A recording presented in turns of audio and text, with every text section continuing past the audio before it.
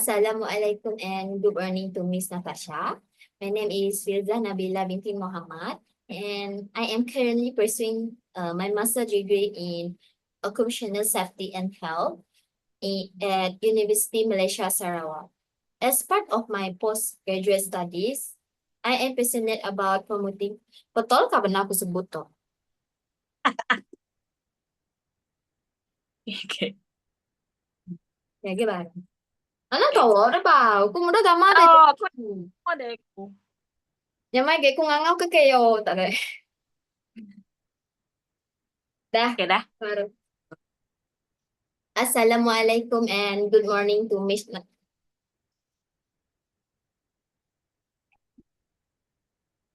Oke baru.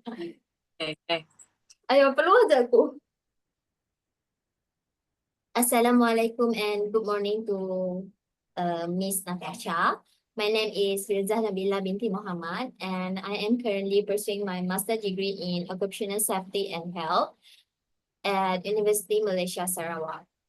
As part of my postgraduate studies, I am passionate about promoting workplace safety and legal compliance, especially in practical business setting. Today, I will be sharing insight on the importance of a legal register in occupational safety using Natasha Enterprise as a case sample. Shall you start with introduce yourself first and tell a bit about your company? Okay. Assalamualaikum and a very good morning. My name is Natasha binti Mujibur Rahman, and I'm the owner of Natasha Enterprise. We are proud to run a business that focuses on supplying fresh food ingredient, providing transportation service, and offering halal catering especially for school.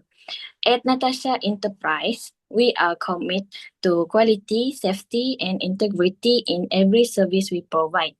It's our mission to support healthy, reliable, and trusted solutions to our client, especially in the school sector, where the well-being of students is our top priority. Okay, thank you, Miss Natasha. So we start for the content of my presentation.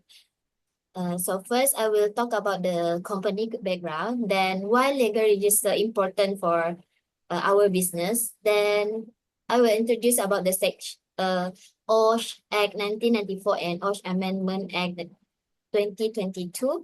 And lastly, Employee Social Security Act 1969. So Okay.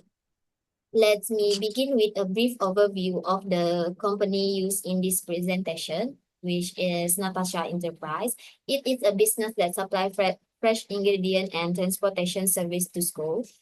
The company mission is to promote healthier eating habit among students by providing nutritious food in a safe, timely manner. The company acts as a link between local producer and educational institution, ensuring efficient supply chain management through an integrated system of food distribution and delivery. We moving on to why legal register important for business. A legal register is an essential tool for any organization. It is a structured record of all law, regulation, and requirement applicable to a business. For Natasha Enterprise, the importance of a legal register include the following. Firstly, compliant management. It helps ensure that the company adhered to occupational safety, health, and food handling law. Then, risk reduction, prevent legal violation, financial penalties, or even business shutdown. Next, regulatory awareness. Keep the company informed of any legal update, especially in fast-changing areas like OSH and food safety. Next, audit preparedness. Act as a documented proof of compliance during internal review or inspection by authorities. Maintaining a legal register is not just a good practice. It is a key aspect of responsible and sustainable business management. So we're moving on to the list of OSH Act 1994 and OSH Amendment Act 2022. So here is the list. Then this one also. So I will brief first section 15, which is general duties of employer. So under the Occupational Safety and Health Act 1994 and its amendment in 2022, employees have a legal duty to ensure workplace safety and health. They must take reasonable care of their own safety and that of others who may be affected by their action. Employees are required to cooperate with their employer on safety matter, properly use personal protective equipment provided, and report any unsafe condition or incident they encounter. The OSH Amendment Act 2022 expanded this responsibility by clearly including contract workers and self-employed individuals under certain circumstances.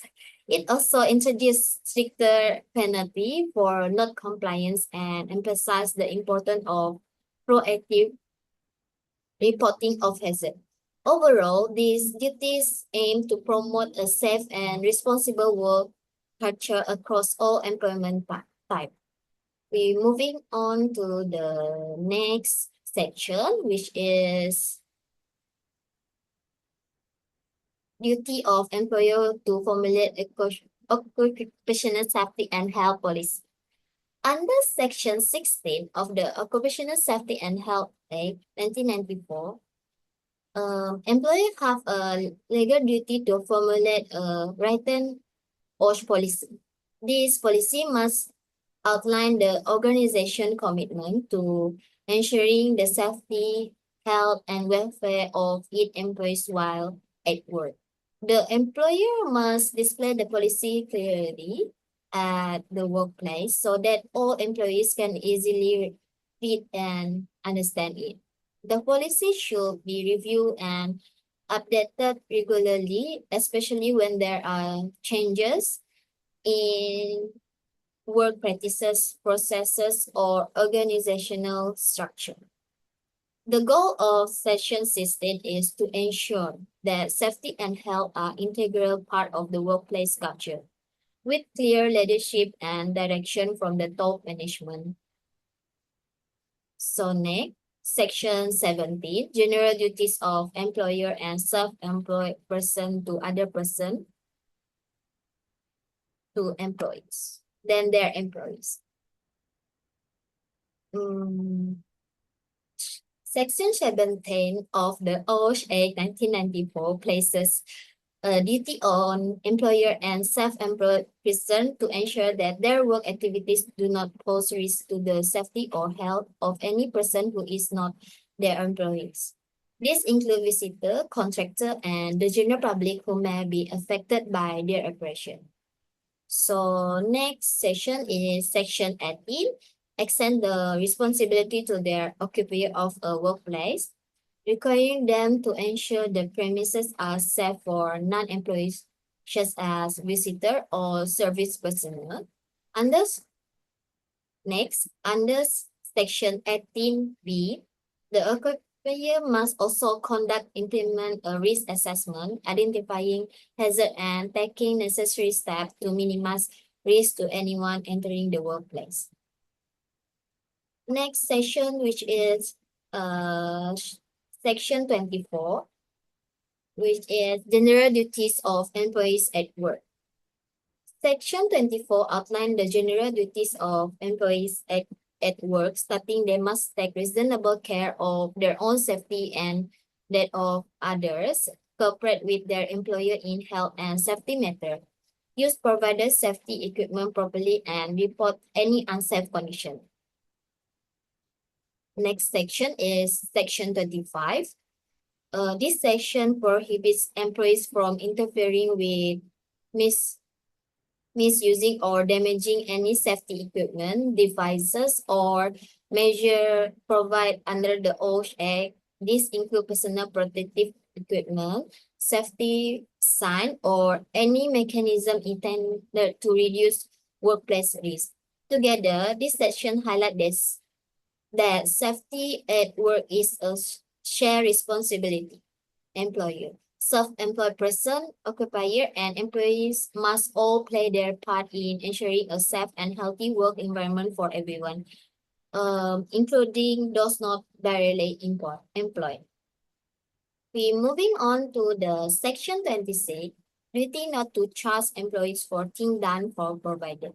Under this section, employers are strictly prohibited from charging employees for any safety or health measure provided under the Act, such as PPE or training.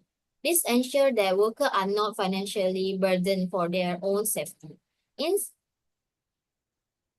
Next, in Section 26A, the Act affirms the right of employees to raise concern about workplace safety without fear of retaliation. Next part is Section 27, discrimination against employees. Section 27 addresses discrimination against employees, making it unlawful for employer to dismiss or penalize workers who exercise their right under the OSH Act, such as reporting unsafe condition or participating in safety inspection. Next section is 28A, no action against person carrying out occupational health service. Section 28A provide legal protection to those who carry out occupational health service, shielding them from legal action as long as they act in a good faith and within their professional responsibilities. Next, Section 29A, Occupational Safety and Health Coordinator. Section 29A introduced the role of the OSH coordinator, a person appointed to assist small and medium enterprise in managing workplace safety and health, especially where no safety and health officer is required by law. Next section, which is 32, notification of accident, dangerous occurrence, and occupational diseases. Section 32 outlined the duty to notify the authorities of any workplace accident, dangerous occurrence, or occupational disease, and to cooperate in subsequent inquiries. Section 34A, duties of the owner, occupier, etc., and inquiry.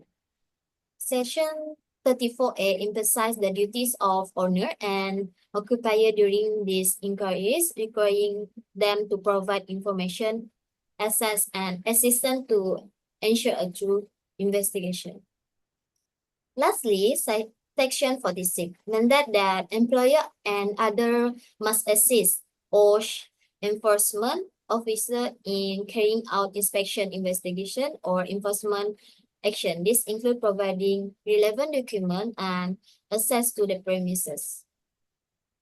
We're moving on to the next slide, which is Employee Social Security Act 1969. Under Section 6 of the Employee Social Security Act 1969, both employer and employees must contribute to SOSO to ensure protection in the event of employment-related injuries or diseases. There are two contribution categories, which is one covering invalidity and employment injury. Lastly, the others covering only employment injury. For Natasha Enterprise, timely and accurate social contribution ensure that all employees, including driver and food handler, receive financial protection and support in case of work-related health issue. So, in conclusion, the Occupational Safety and Health Act 1994 and its 2022 amendment emphasize that workplace safety is a shared responsibility involving employer, employees, self-employed person, and occupier. The Act provides a strong legal framework to ensure that safety and health are not optional, but essential part of every workplace. By understanding and fulfilling our duties under the law, we contribute to a safer, healthier, and more productive working environment for all. Thank you for your attention. Stay safe, stay responsible. Any questions so far, Miss Natasha? I think there is no question for me, and I would like to sincerely thank you for choosing Natasha Enterprise and giving us the opportunity to share information today, particularly on the topic of legal registration and compliance.